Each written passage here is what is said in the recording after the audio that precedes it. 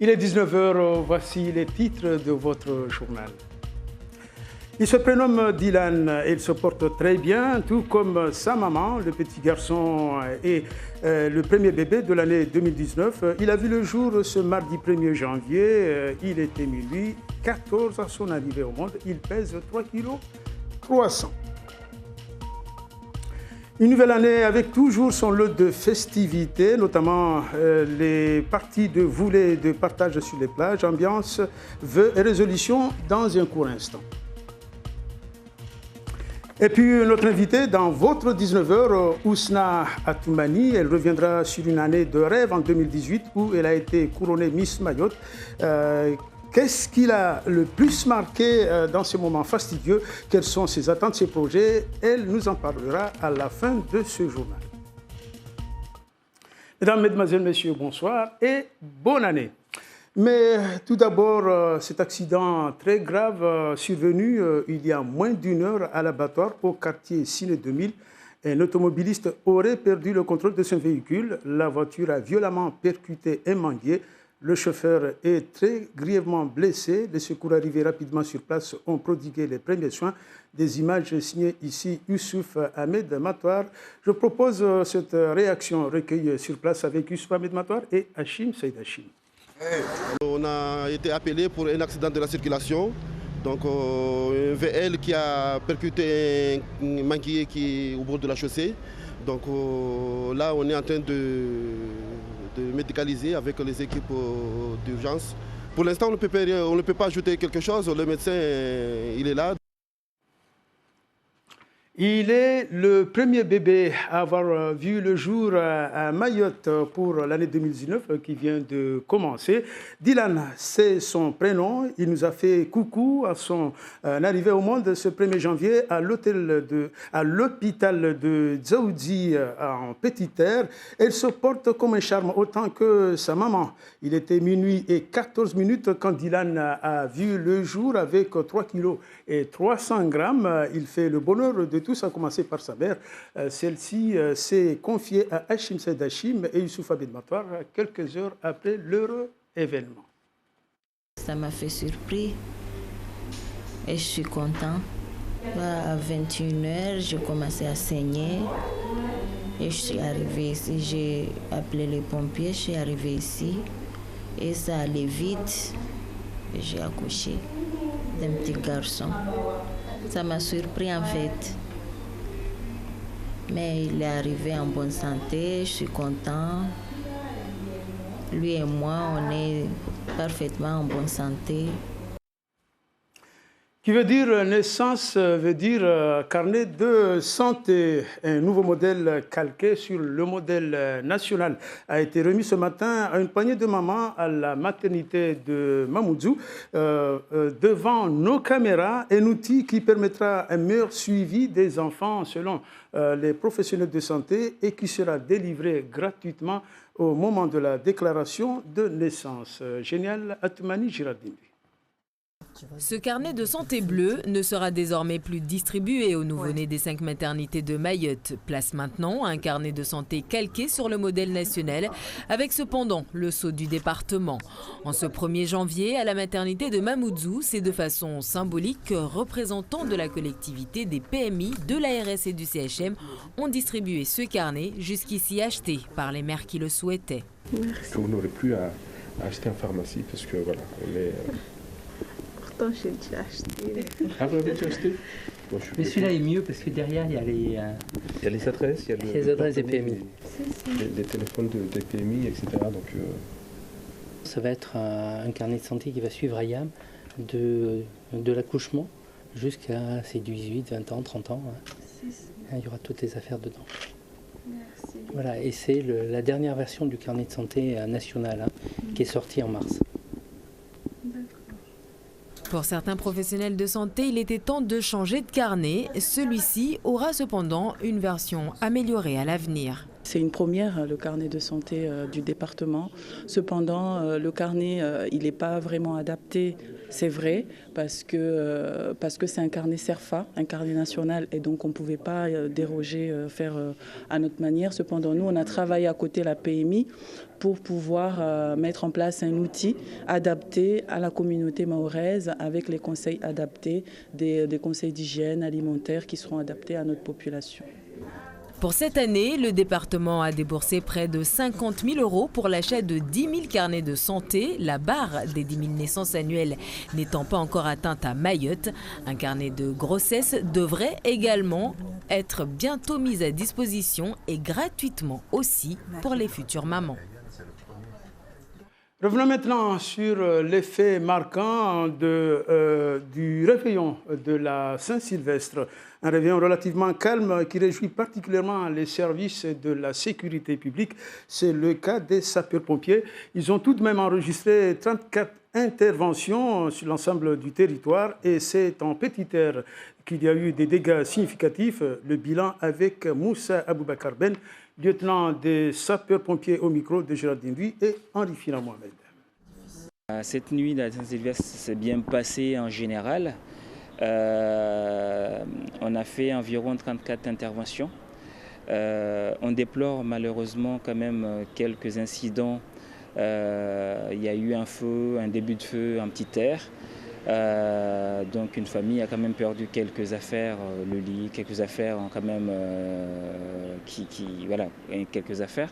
On déplore aussi, il y a eu quand même aussi toujours en Petite Terre un enfant, un jeune de 26 ans qui a été quand même poignardé, blessé. Donc voilà, donc dans la nuit Saint-Sylvestre, certes à Mayotte il se passait pas grand-chose, mais là on a l'impression que voilà, une montée un petit peu des incivilités et puis quelques agressions.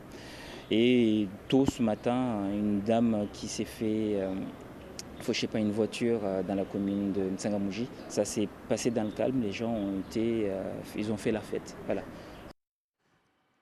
Du côté de la gendarmerie, la mobilisation était également présente. Un dispositif qui a permis de maîtriser correctement les fauteurs de troubles, voire les casseurs.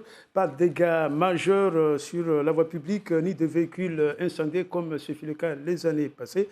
Nous écoutons à ce sujet le lieutenant-colonel Olivier Lefebvre, chef d'état-major de la gendarmerie ici à Mayotte. Il est au micro de Youssouf Ahmed Matoir. Un bilan de la Saint-Sylvestre très positif. Nous étions 80 sur le terrain, comme je vous l'avais dit hier, et nous avons mené les actions que je vous avais également citées hier. Première action, contrôler l'ensemble des jeunes sur la voie publique et sur les barges. Ceci nous a amené à découvrir de nombreux pangas, tchambos, tournevis, couteaux que nous avons saisis. Et nous avons renvoyé les jeunes donc, soit sur la Grande Terre ou soit chez eux, démunis de ces instruments. Deuxième chose, la surveillance des soirées organisées. Elles se sont très bien passées grâce au concours de la gendarmerie et des polices municipales de l'ensemble des communes. Je remercie d'ailleurs les maires qui se sont investis dans la sécurité de leurs soirées. Aucun incident, aucune intervention. Enfin, troisième phase, le contrôle des automobilistes en deuxième partie de nuit. Seules 2 contraventions ont été dressées, ce qui veut dire que l'ensemble des automobilistes ont été très sereins, très sérieux, très calmes pour rentrer chez eux, sans accident. Nous déplorons aucun accident corporel, aucune voiture brûlée, aucune intervention difficile, excepté à Pamandzi où nous avons une bagarre entre jeunes qui a été réglée très très vite. Seules 2 gardes à vue ont été prises cette nuit dans le cadre d'un vol avec violence, donc d'un téléphone portable, où les gendarmes donc, de Mamoudzou sont intervenus pour interpeller les 2 auteurs. Ils sont actuellement en garde à vue à la brigade territoriale de Sada. Le réveillon du Nouvel An, c'est aussi les vœux du président de la République, Emmanuel Macron. Voici les principaux extraits de son intervention très attendue après les grandes stigmates de la fin 2018 avec les Gilets jaunes. On écoute le chef de l'État. Nous avons aussi vécu de grands déchirements et une colère a éclaté qui venait de loin. Colère contre les injustices, contre le cours d'une mondialisation parfois incompréhensible, colère contre un système administratif devenu trop complexe et manquant de bienveillance, colère aussi contre des changements profonds qui interrogent notre société sur son identité et son sens. Cette colère a dit une chose à mes yeux, quels que soient ses excès et ses débordements. nous ne sommes pas résignés. Notre pays veut bâtir un avenir meilleur, reposant sur notre capacité à inventer de nouvelles manières de faire et d'être ensemble. Telle est, à mes yeux, la leçon de 2018. Nous voulons changer les choses pour vivre mieux, défendre nos idéaux. Nous voulons innover sur le plan démocratique, social, politique, économique et environnemental pour cela. Il serait dangereux que notre situation nous conduise à ignorer le monde qui nous entoure.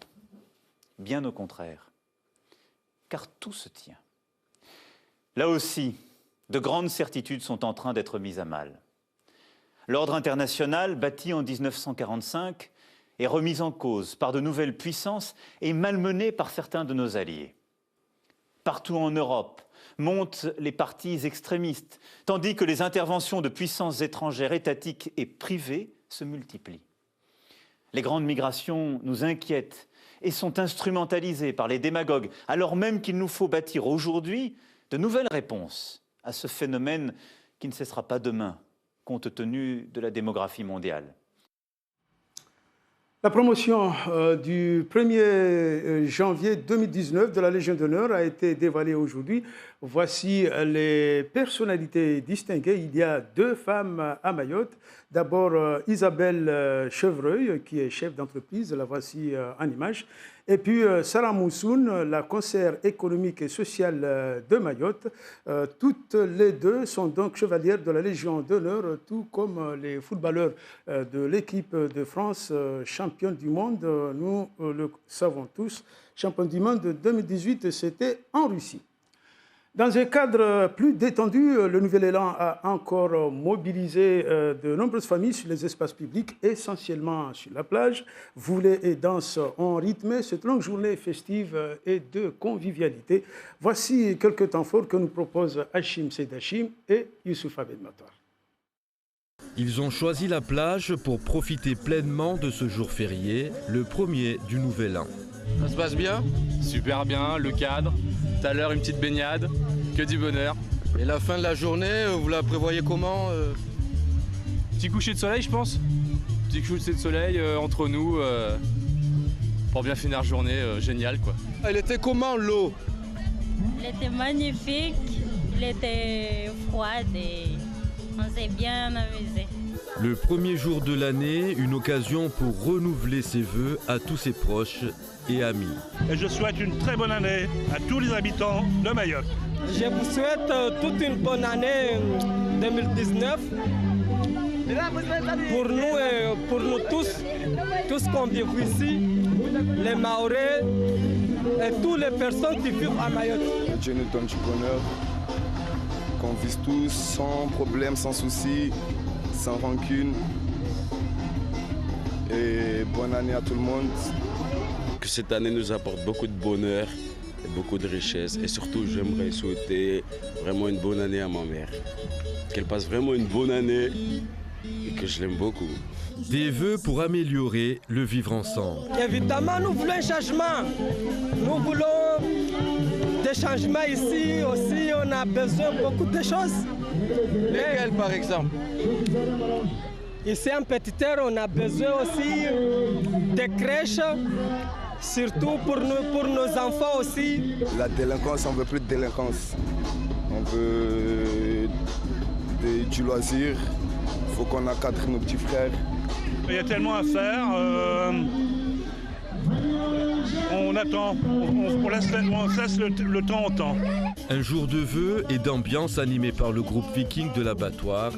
Excellente année à tous.